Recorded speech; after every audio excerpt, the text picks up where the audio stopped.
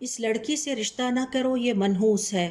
اس شخص کے ہاتھ سے کاروبار شروع نہ کرو، اس کے قدم اچھے نہیں۔ اس بچے کی پیدائش کے بعد گھر میں مصیبتیں آ گئیں، یہ ہے ہی منحوس۔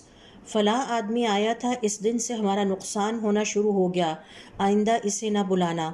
اس کے ساتھ سفر نہ کرو، اس کے ساتھ ہمیشہ کوئی نہ کوئی مسئلہ ہو جاتا ہے۔ کسی دوسرے کو منحوس سمجھنا، دوسروں کو اس کے بارے میں بدشگونی پر آمادہ کرنا بھی شرک ہے اور اسلام میں منع ہے۔ آپ صلی اللہ علیہ وآلہ وسلم کا ارشاد ہے، لیس منا من تطیر او تطیر لہ، وہ ہم میں سے نہیں جس نے بدشگونی لی یا جس کے لیے بدشگونی لی گئی۔